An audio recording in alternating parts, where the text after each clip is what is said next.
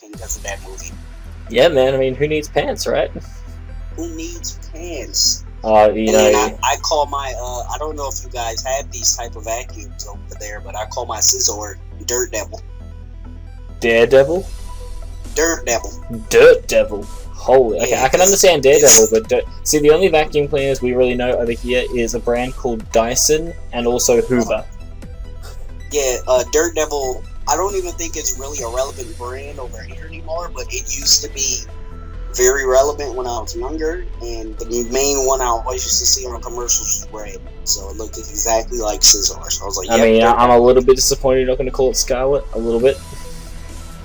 Oh, I'm gonna call it Scarlet in the upcoming weeks to show some love to the bird, because I named my Megal Terrier Pony Boy from Tyler. Not bad. Anyway, I've started recording, so g'day, jabronis. It is the Verd here for the UBC. I'm not actually meant to be an analyst, but I've been conducting interviews as well as just giving my insights because apparently my opinion matters. Damn straight it does. Tell him again, Verd. I will tell him again. My opinion matters. So, anyway, today we are looking at pre-draft rankings. Basically, this is looking at a team on face value, looking at the person as a battler, how we feel they will go when it comes to drafting a team, and then looking at how we feel they will go battling with that team. And I am joined by the illustrious man himself, JSpecks. What's good, people? It's your boy. I am here. I am alive. I'm not competing, but I'm here to have some fun and analyze some of this stuff. So let's get this going. Alright, so what we'll be doing, guys, is kind of popping up. He put me on hold. He actually put me on hold. Who has the nerve? Internet connection problems? Yo, was that your internet or my internet? That was kinda... No, that was my phone randomly went on hold. Oh yeah, I was like, this bitch put me on hold. Anyway, guys, what's basically gonna happen is you'll see the bottom 5 put up and then the top 5 put up on your screen, and JSpecks and I, we're not gonna have the exact same opinions. We're gonna see a few people a bit differently in this competition, but these are our opinions. Take them how you will. Okay? So, when it comes to each decision, I'm going to say what mine is first, and then JSpecks will say what his is, and then we will kind of like co-chat about each other's decisions perhaps at the end of it. So, I'm going to kick things off with who I feel is currently ranked bottom, and for me, this is more focused on the fact that I have never seen Tyler battle before. I have never seen him draft, never seen him do anything, and so for me he is a completely unknown factor. So going into a pre-draft, he has to be put at bottom for me, because if I don't know anything about the guy, I could put somebody that has maybe the worst draft experience and maybe lackluster team building before him, just for the fact that at least I know something. Exactly. We have nothing to go off of here. We got a bunch of new guys. And you said that's your number 10, right? Mm-hmm. Yeah, see, for me, my bottom of the barrel, no disrespect to any of you guys, but because I don't know, there's 3 people I don't know this season at all. So I'm actually, because I don't know who to put at 10, 9, 8, I have them all tied for my last spot, being Tyler, John, and Tom. Again, no disrespect to none of you. It's just I've never seen any of you play. And this power ranking is supposed to be pre-draft. So, I mean, I'm supposed to rank you off of the information I have already been given. So, I mean, hopefully you guys can show out and prove me wrong in this power rankings and move up in the rankings, man. I mean, I'm the same. I currently have John at 9th and Tom at 8th. Reason for that is I've battled with both of them in the past. John is okay when it comes to drafting, but he can sometimes try a bit too hard to be, as the young kids would call it, dank.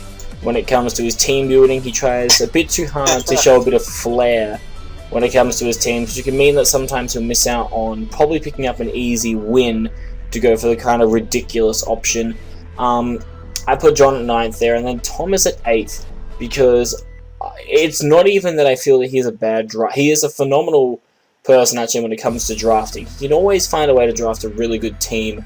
Tom just needs to really prove himself, because a lot of the time he may struggle in a battling situation. He is one of those people that can lose confidence very quickly, and so in this kind of format where things aren't always going to go your way, he needs to keep a level head or else he's going to crumble. So that's why I put him very low, is because I want to see him perform really well. I do, because he is a good friend of mine, but I know that he's struggled with pressure in the past, and I think he just needs to try and work his hardest, and maybe he'll move a bit higher. Yeah, I mean, with all the new competition in this season, I mean, I'm very interested in seeing how some of these matches will go. I mean, I can't wait to see some of these battles. So let's round out our top 5 with the 7th and our bottom 5 with the 7th and 6th picks. So for me, this is where I feel like our choices may differ at this point. I've actually currently got 7th place being taken by Orso. Now, the reason for this is because Orso did do a pretty good job, I felt, in the UBC. He wasn't too bad. He had a couple of really big wins. He did okay. The thing that I find is that I've battled with almost everybody in this league, and looking at it from a draft and a battling perspective, I don't think Orso's season really reflected him fully in the UBC last season. I think that he drafted an okay team, and sometimes things went well, but a lot of the time he seriously struggled when it came to solid cores and, breaking through teams. Sure, he had Mega Lopunny, which was nice, but Mega Lopunny and Sylveon and Latias were like his only really offensive options, and if you broke those down, he didn't really have much else backing it up, and his core of like Clefable and stuff, not Clefable, sorry, Blissey and stuff, it wasn't just substantial. He didn't bring one of the best wall breakers in the game, Staraptor, to a lot of his games, and so it makes me question, what's going to happen next season if he's going to draft a good team again like he did, whether he's going to actually be able to use it better. So I think from a draft point of view, I rank him above the other guys, but from a battling point of view, it's yet to be seen if he can, because he's almost like, I'd say 6th spot is the cutoff for playoffs. So he's on that cusp for me. He's like, as they say in NASCAR, he's on the bubble. He's almost there. And I don't know, I just think he needs to prove himself a little bit more. And the 6th spot for me is CJ. I put him above Orso because CJ is kind of proven. He came into the Orange League with a team that wasn't even his and was, quite frankly, pretty poorly built. He made a couple of changes, and it already looks like a lot more of a threatening team. He's proven, although he hasn't been able to win a lot of matches, that he can definitely battle, and it is very hard when you're given a pretty bad team. So I feel when he gets the chance to actually draft a proper team for himself, I can see him being a person that makes it to the playoffs. He might not win everything, but I can see him being somebody who makes it to the playoffs. But let me know what your 7th and 6th picks are, Specs. Oh yeah, of course. So for my 7th, I actually have Kahona. And my main reason we're having Kahona at 7th is because I don't have much visual info. The only information as far as his battling that I have is from when I faced him in the UBC Season 1. And I was able to beat him there. And when I beat him, I was able to get him off of a very predictable play that allowed me to pretty much snatch momentum because I had my Mew out. And I literally, during prep, I was like, there's going to be a point in time in this battle when I have all my Mew. He's going to send out Scizor, and then I'm going to kill it with Flamethrower. And all of you guys were in there and watched the battle, and that's exactly what happened. And once Scizor was gone, I pretty much sapped all the momentum in that match and was able to clean it up. So, other than that, I'm not too sure as how his battling style is. If he's gonna not be as predictable, then maybe he can move up in my rankings in the future, but that's the only reason why he's 7th right now. I just see him more as a predictable player. And with my 6th, I actually have Orso. Now, with Orso, that is a good friend of mine as well. I battled him in the UBC Season 1 as well. I'm pretty sure I grabbed a win in that one too, even though my team was quite awful, in my opinion. Well, it was quite physically, not really that bad. But again, also, I actually don't know how many times I've battled him, but I know I beat him when we played, and I just want to see more from him. I mean, he isn't in my top half of the rankings just because I don't feel as if I've seen enough yet, and I want to see what he can do. So, I mean, he's pretty much, I want to say, my underdog. He's the underdog for me. I want to see if he has what it takes to step it up some more and prove the naysayers, the doubters wrong. Not saying that he's a bad player, not saying that he's a bad drafter. I don't have, just like with Kahuna, I don't have enough visual aid to properly judge him completely yet. So, I mean, hopefully this gives me all the information I need.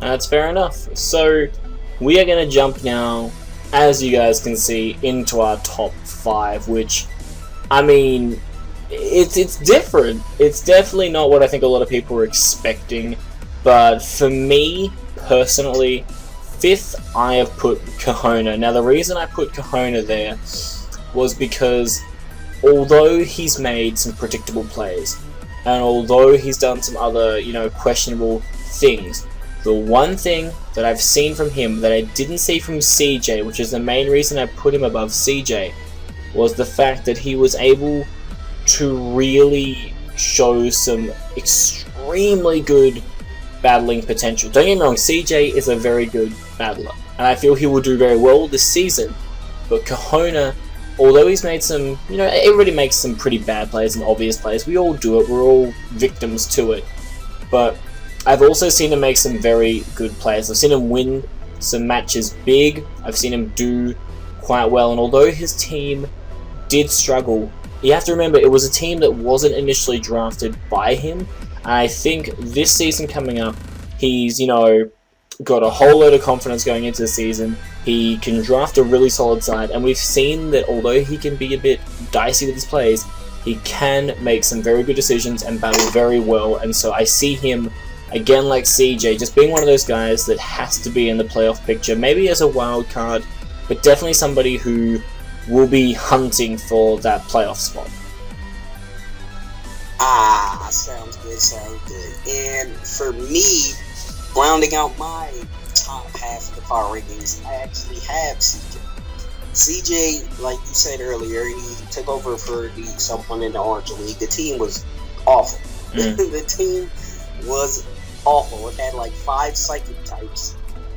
Wasn't pretty. It was very weak to dark. It was ridiculous. But he hopped in, made some good swaps, and then that same week he played the undefeated commissioner at the time and gave him a very good battle. And Ryan ended up nearly edging him out in, I think, a stall match, 1-0 with like his Slow King or something. But that match was amazing. I mean, he hopped in instantly and showed that he can be a threat. So I'm pretty excited to see what he can do in a draft as far as building his own team. I'm really excited to see what he can bring to us as far as his competitiveness. As we can see with just a few swaps, he can take something that's horrible and turn it into viability. So, I mean, that's true. I wouldn't say he's my underdog, but I'm looking at him as sort of a dark horse. I think he can get in there and make some noise when given the chance. Now, can we both agree that our 4th pick is RG? Indeed, we can. Okay, fantastic. I think, RG, he awesome here.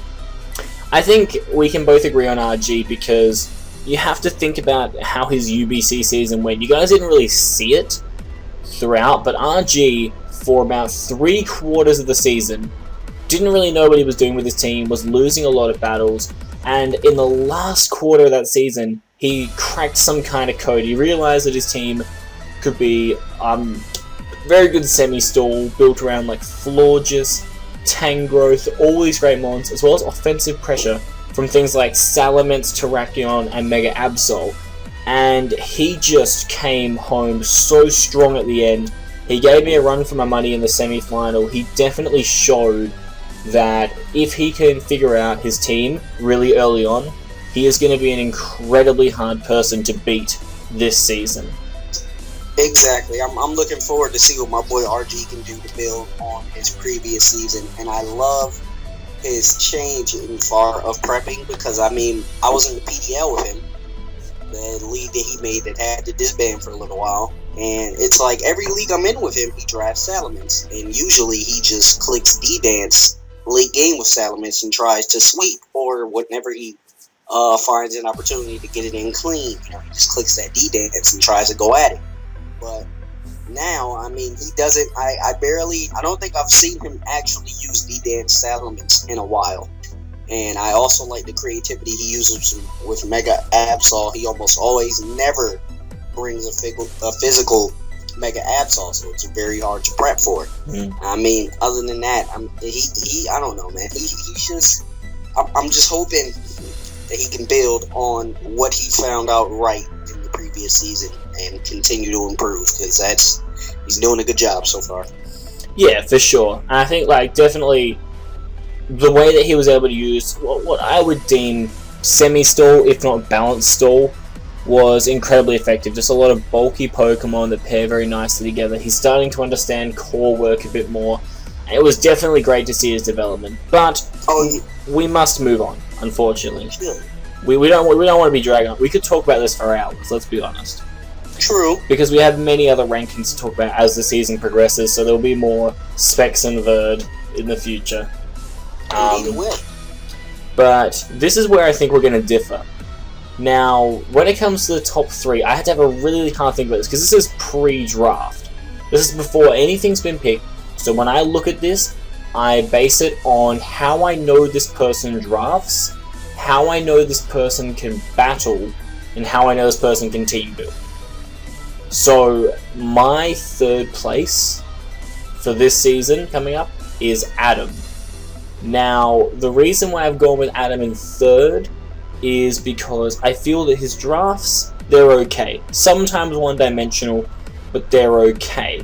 His battling, phenomenal. Probably one of the better battlers that you'll see. Doesn't matter on the team that he brings, he'll always give you a run for your money. You're never really seeing him get swept, unless you're the Verd who beat him both times convincingly. And when it comes to his team building, he's a bit shaky. And that's where I think sometimes he can fall off a bit, is that sometimes his drafts, I find, can be a little bit one-dimensional. Like, very defensive, a few kind of sweepers, stock standard. And the team building, sometimes maybe he misses big key points, or maybe he just doesn't have the best matchup or whatnot, because a lot of his teams are just a lot of bulky walls, a couple of big hitters, and there's just hope in there. But I will be damned if anybody tells me that when it comes down to that battle, he does not give you a run for his money. So I hold him in that top 3 spot, and I see him quite easily making it to playoffs. Oh yeah, I completely agree. But for my top 3, I actually have Jack at the 3rd spot. Obviously, there's nothing bad against Jack. The last 3, you, Jack, and Adam, are all amazing battlers. But I kind of rank Adam's battling skill above the fact that he's a subpar, for say, team builder. I mean, I'm not saying he's a bad team builder, but he's used to getting help from you. And the thing is, I only say he's a bad team builder when you're putting it in retrospect of the people that are above him. I'm saying he's a better team builder than the people below him. It's just that I feel Jack and myself are better team builders. That's just my opinion. Yeah, I understand. I just feel Adam is an amazing battler, and as far as his drafting style, I mean, every season, every league I've played him in, he's just had a ridiculously bulky team, and it was very, very annoying to get upon. Like, he loves that Mega Venusaur Zapdos, he loves that Gramble Dredagon. I mean, he gets all these cores that work, and he plays them phenomenally. So, I mean, that's why he's my number 2. But Jack's an amazing battler. I actually used to underestimate Jack until we played the UBC and then he beat me. I was like, oh, okay, Jack, okay. But then I had to get my revenge later on. But Jack is an amazing battler. It's just, as far as his, let me see. I just think my main thing about getting Adam over him was that last match they had that Adam was able to defeat him in. So he's at my last 3. I mean, my 3rd. Oh my goodness. Adam wouldn't have won that. Oh no, I'm not going to say that. I was going to say, Adam wouldn't have won that if I didn't recommend that he brought Scarf Kira. The moment their round, I think, 9 match it was finished, I said to him, "Oh man, if you had Scarf Kira and Black, you would have won that game." And the second time they battled, he brought Scarf Kira and Black, and it came in clutch right at the end. Wow. So, like, I'm not saying, like, look, it's not a surprise. Like, I'm more than happy to help out any of my fellow battlers, because honestly, I do pride myself on when it comes to, like, team building and prep work, so that same thing comes from the draft. When it comes to the battle, that's all on them. I'm not going to help them with that, because that's on them as a battler to do their freaking job. But I'm more than happy to give, like, unbiased advice. Like, say it's a match between you and Adam wants help with his team, you want help with your team. That happened in the Orange League. You both want a bit of help. I didn't say what teams. I knew exactly what teams you were both bringing, but I didn't say, oh, hey, he's bringing this specific Pokemon to bring this specific move. I just said, generally speaking, this move works in this situation. Like, oh, we just had a call drop, probably because of my connection, I think. So I'm going to try and call Specs back if I can. It should be all good. Hopefully. That's very loud, isn't it? I don't care. Please return, Mr. Specs. Ah! Sorry about that. That must have been my internet that time. That was weird. But yeah, it's the Australian internet at almost 1 AM in the morning. But basically... Oh, nice and early, nice and early. Yeah, basically what I was saying is that I'm more than happy to give unbiased advice. And the thing is, when it now comes down to...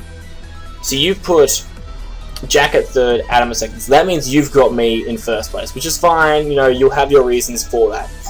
I'm going to reveal my top two and kind of try and explain it to the people to make it make sense. So I'm a very egotistical person, okay? I think I'm pretty confident in myself and my ability.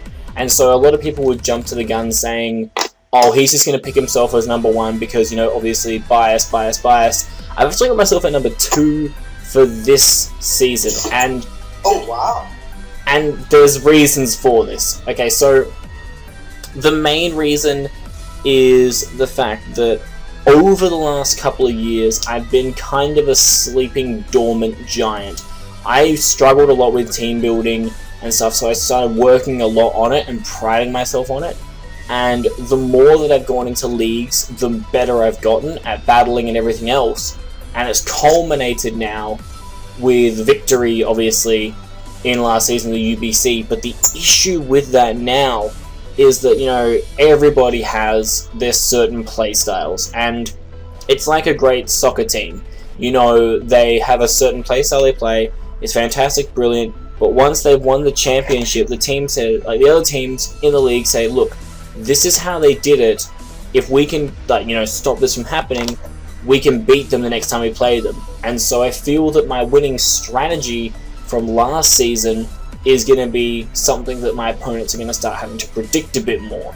And so I feel for me, that's going to require a lot more creativity, or just drafting a team that suits my playstyle and then hoping that myself as a battler can deliver. Now, the reason why I put Jack above myself is, quite frankly, in a 1v1 battle, I feel Jack beats me. Like, it's just a sense of, you know, I feel that I can build teams better than Jack. I feel that I can pretty much draft teams better than Jack. But in a battle situation, I will bet my house on Jack. Just because I feel that he is, in my opinion, the best battler in a draft format that I've seen.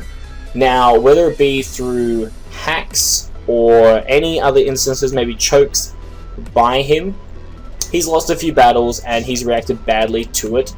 And one of the big things that's thrown him off in the last couple of seasons he's been in is that he hasn't been super interested, or the team that he hasn't drafted is that good. But from a pre-draft ranking perspective, not knowing the team that he has drafted, whether it is good or bad, not knowing like how he's going to build with this team, and not knowing how he's going to battle, if it's just him being thrown in with the team against everybody else being thrown in with the team, where there it's basically focused on who is probably going to have the best ability at this stage, I feel in this format I got to go with Jack, because he is, like I said, in my opinion, the best counter team formatting battler that I myself have personally battled against. He just has a lot of creativity with his teams.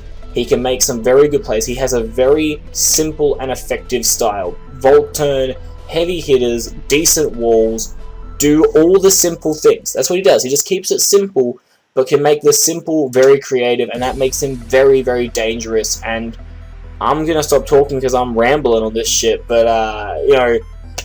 No, by no means are you rambling. In my that's just my thought. In my opinion, I believe that, you know, pre-draft, before anything has been chosen, he has to be my #1 pick, because this season he said he's going to really try hard to win it, and to me, as the champion, he is the biggest threat to me retaining. Not Adam. I feel Adam will do okay this season, but I feel if I felt Jack's team last season, the UBC, wasn't that great. It really wasn't. For a Jack team, it was pretty lackluster. I feel this season he can draft a much better team, and with a better team, he will have a significantly better chance of taking the league. And you have to remember, he did make it to the semi-finals of last season, so he definitely has that ability. But I'm gonna let you dissect. Oh no! I understand. Now, I mean, you guys obviously know Jack's my #3, Adam's my #2. And I pretty much kind of explained both of them unconsciously by accident. So all that leaves for me is my #1, which is my friend here, the Bird. Now, with the Bird, I feel you're not giving yourself enough credit, my friend. I understand you have history with Jack and Adam. And, I mean, from what I'm aware, you beat Adam more times than Adam beats you. Seems like Jack is usually your... I wouldn't say kryptonite, but he gives you the best match. We're kind of like the starters. Like, Adam will beat Jack, Jack will beat me, but I'll beat Adam. Just happens.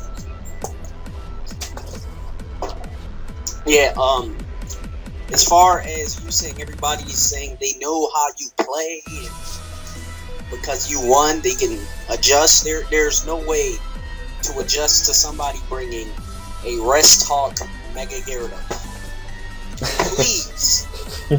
Please try again, Bird. When I just watched your most recent video with you battling people, and I'm like, this guy really bought Rest Talk Mega Gyarados with one attack. Who needs Crocoon? And it was defensive. Nobody is going to be able to plan for your level of versatility. Your team building is amazing. You're a good battler, a very good battler. And I mean, you're good at drafting just because you draft what you know how to use, and you know how to use them well, which is what I try to do with my drafts. I mean, that's what I feel is the best way to draft. Go for stuff you know how to use well, and it seems that you do that every single time. And with that, I mean, I didn't know a Rest Talk Gyarados was viable until I seen you smack people in the face with it last night. And I was like, are you serious? He just 6-0'd this man with a Rest Talk Gyarados. And I don't even think Gyarados hit the field. Was that the, what match was that? That would be the UBC. Was it? Yeah, was it the Orso match where I 6-0'd him with it? Yes, I think it was the Orso match. Yeah. He didn't bring Tangro, so I was like, okay. Yeah, it's like your Gyarados sets are unpredictable.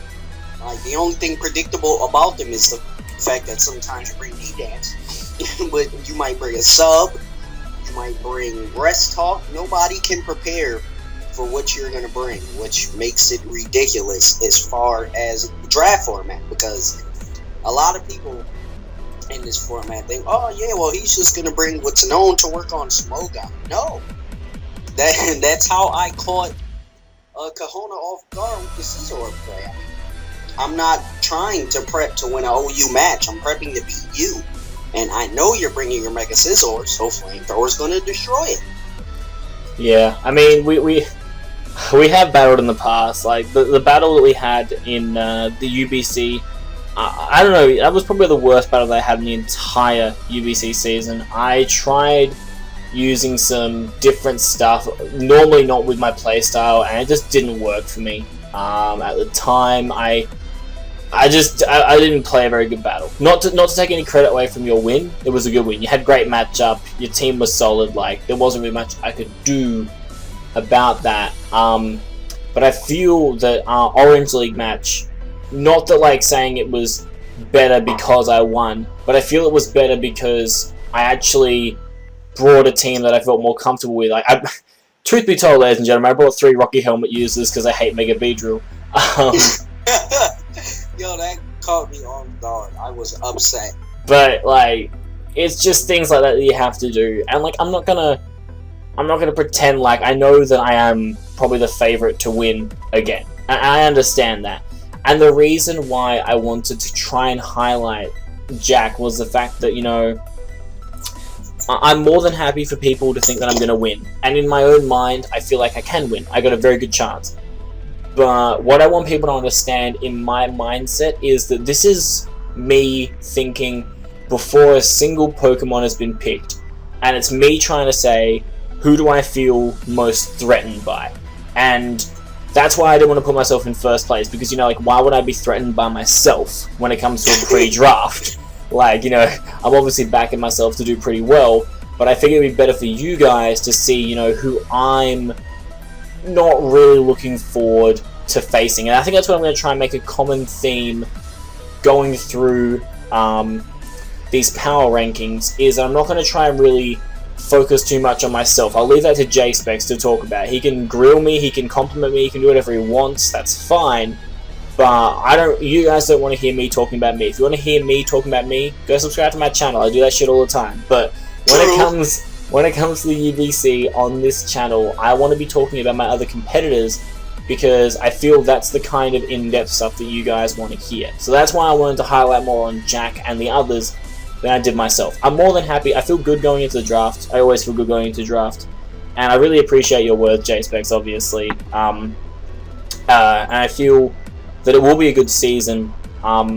Whether these rankings stay the same, you guys are going to have to tune in next time to find out, because soon you will be seeing the UBC draft, and after that draft is done, JSpecks and I, maybe some other people, we might dissect everyone's drafts, really have a good look through them, and then after that we will announce our post-draft rankings heading into round 1 of the UBC, which I don't know about you, man, I'm pretty excited for.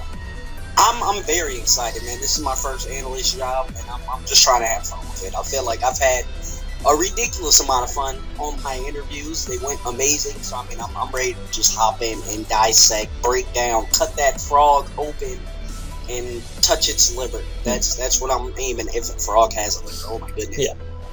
I think when it comes to the draft, you've basically stated that your dark horse, I believe, is CJ. Yep. I feel I'm going to say that. See what he can bring. Yeah, I'm going to say. I mean, the only thing I'm seeing from him so far is losing. Well, not losing. That sounds very negative. I've seen him take a horrible team and made it viable, but yet he still had some very tough matches. He had to play Ryan. He had to play Adam. I'm not sure if he has to play me this season. He has you. He has you next round after he plays RG. And he's at the stage right now where he needs to win his last 2 games against RG and you, like 6-0, and then he needs me to lose my last 3 games around 6-0 always, and he will get above me. It's possible. Looks like I may have an opportunity to kill somebody's playoff chance. Yeah, pretty much. Anyway, we are getting off track, guys. They're basically going to do it for us. My dark horse for the draft, I feel, is going to be Kahona. I've never seen him draft before, so I know he's alright as a battler. I want to see how well he drafts, because I feel like that might affect his team, because he might choose a lot more Pokemon that he feels more comfortable playing with, and that may affect his battling style. So I'm excited to see what happens, but that's basically going to do it for us. Make sure you keep on checking out the UBC channel so that you can see when the draft goes down, interviews that myself, JSpecks, and I believe Adam have done about our fellow competitors.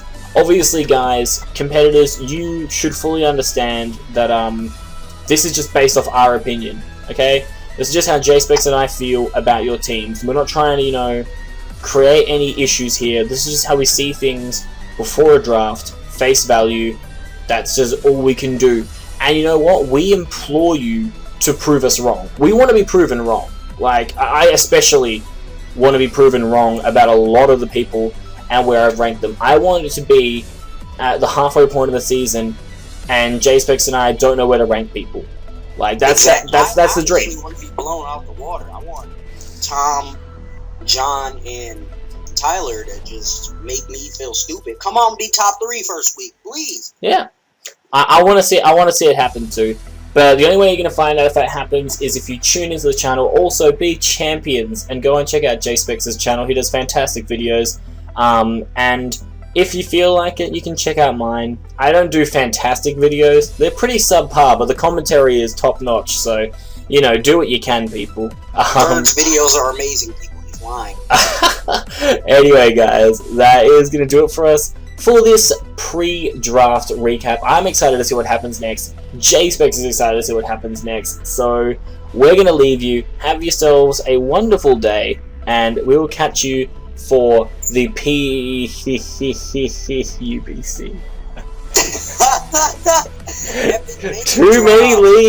Too many leagues.